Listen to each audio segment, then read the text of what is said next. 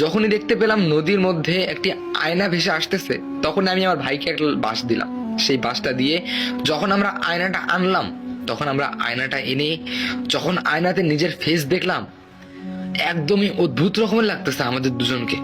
আমরা দুজন সিম্পলি যেমন দেখতে, তবে আয়নাতে সেরকম দেখতে ছিল না আমাদের দুজনকে। আর আমাকে দেখতে মনে হচ্ছিল যে আমি কোন যেন রাজপুত্র, আর আমার ভাইকে দেখে মনে হচ্ছিল কোন যেন রাজা। এইরকমটা মনে হচ্ছিল, এত সুন্দর লাগতেছিল আমাদের দুজনকে। তবে অরিজিনালি আমরা এত সুন্দর দেখতে না, আমরা হলাম শ্যামলা, আর আমার ভাইটা আমার থেকেও একটু ফর্সা হবে, আর আমি একদমই কালো। তো যখনই আমরা আয়নার মধ্যে এরকমটা দেখলাম, আমরা দুজনই অবাক হয়ে গেলাম। আকাশটা আর অন্ধকার হয়ে আসতেছে, একটু পরেই হয়তোবা মাগরিবের আজান দিয়ে দিবে। আর আস্তে আস্তে কেন যেন ঠান্ডা ঠান্ডা হাওয়া বইতেছে, আকাশের মধ্যে প্রচুর মেঘ, মনে হয় ঝড় হবে, এরকম এরকম ভয় লাগতেছে।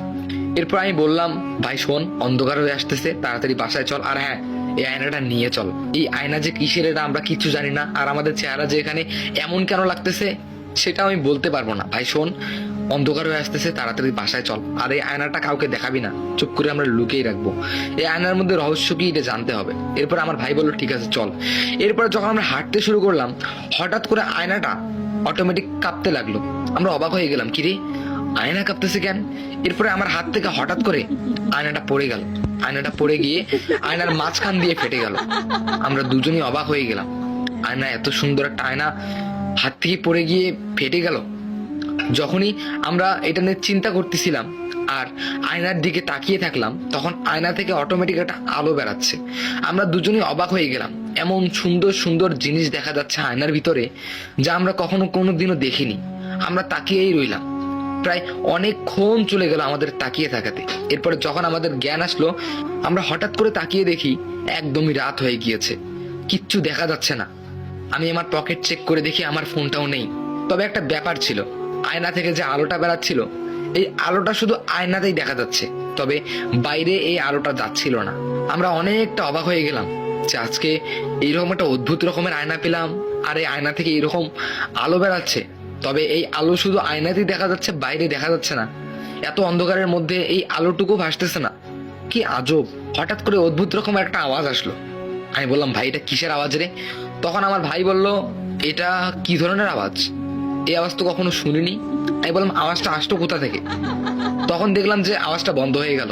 এরপর আমি বললাম, আচ্ছা আশেপাশে কোথাও থেকে আসলো নাকি? তখন আমার ভাই বলল, না, এটা আশেপাশের আওয়াজ হতেই পারে না, এত জোরে কোথা থেকে বাজবে। এরপরে আবার সে আওয়াজটা আসতে লাগলো। এরপর আমি বললাম, আচ্ছা আওয়াজটা কোথা থেকে আসতেছে একটু খেয়াল কর না। এরপরে আমরা দুজন ভালো করে খেয়াল করে দেখলাম, এই আওয়াজটা ওই আয়নার ভিতর থেকে আসতেছে। আমরা অবাক হয়ে গেলাম, আয়নার ভিতর থেকে আওয়াজ? কি করে সম্ভব? এটা আয়নার ভিতর থেকে আওয়াজ আসতেছে। এরপরে আমি বললাম, ভাই এটা এটা কোনো সাধারণ আয়না না ভাই, তুই যতই অন্ধকার হোক এখান থেকে চল ভাই, এখান থেকে আমার খুব ভয় লাগতেছে, তুই এখান থেকে চল। তখন আমার ফুফাতো ভাই বলল, না, এখান থেকে এক পাও নড়বি না, কারণ আমরা যে কোথায় আছি এটা জানি না। শোন, একটা জিনিস খেয়াল করে দেখ, যখন আমরা আমাদের গ্রামে ছিলাম তখন কিন্তু নদীর একটা আওয়াজ শুনতে পেয়েছিলাম। আমরা যে নদীর পাশে দাঁড়িয়ে একটা নদীর পানির একটা আওয়াজ পেয়েছিলাম কিন্তু আমরা। তবে এখন দেখ, একটা আওয়াজও নাই পানির, আশেপাশে কোনো নদী নেই রে, কোনো নদী নেই। যদি নদী থাকতো তাহলে একটু না একটু আওয়াজ পেতাম আমরা পানির, কিন্তু আশেপাশে কোনো নদী নেই। আমরা অচেনা জায়গায় এসেছি, এটা কোন জায়গা, কি করে এলাম সেটা আমরা কিচ্ছু জানি না। শোন, এখান থেকে আগানো যাবে না, একটু ওয়েট কর, হয়তো এখন রাত, সকাল হলে এখান থেকে বেরিয়ে পড়বো। এরপরে আমি বললাম যে, কি বলতেছিস তুই? আমরা গ্রামে নাই মানে? আমরা যদি গ্রামে না থেকে আমরা কি করে এলাম এখানে? তোর মাথা ঠিক নেই ভাই, তুই কি বলতেছিস এগুলো? হ্যাঁ ভাই, আমি বাড়ি যাবো ভাই, তোর বাড়িতে থাকবো না প্লিজ ভাই, আমি আমার বাবা মার সঙ্গে খারাপ ব্যবহার করে আসছি, তুই আমাকে নিয়ে চল ভাই, আমি তোর পায়ে পড়ি। তখন আমার ফুফাতো ভাই আমাকে খুব জোরে একটা থাপ্পড় মারলো, বললো যে তুই পাগল হয়ে গেছিস নাকি? তুই তো জানিস আমি এখানে নিজেও আটকা পড়েছি, আমি কি করে তোকে নিয়ে যাব? চুপচাপ এখানে থাক। এরপর আমি কান্না করে ফেললাম, আমার চোখ দিয়ে পানি পড়তেছে।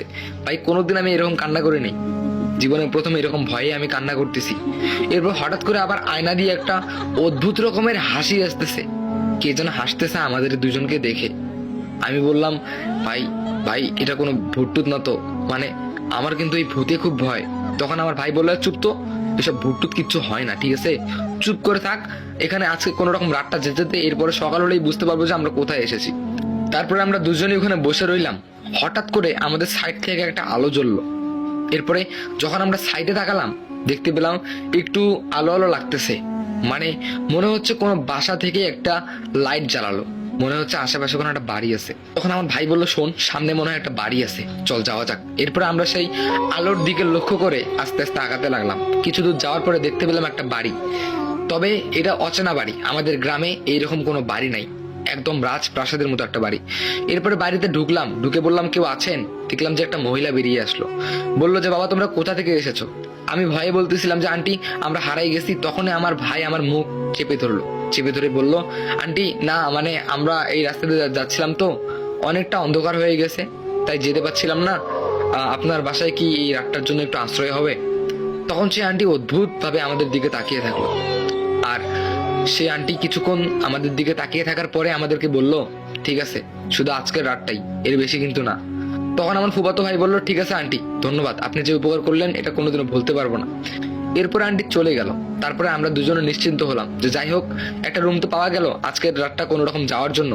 এরপরে দেখলাম আন্টি যেতে যেতে হঠাৎ করে থেমে গেল, থেমে গিয়ে আবার আমাদের দিকে ফিরে এলো, ফিরে এসে আমাদেরকে বলল, খবরদার বাইরে বের হওয়ার চেষ্টা করিও না, কারণ এই বাইরে যে যায় তার নিরাপত্তা নেই, সে নাও বাঁচতে পারে।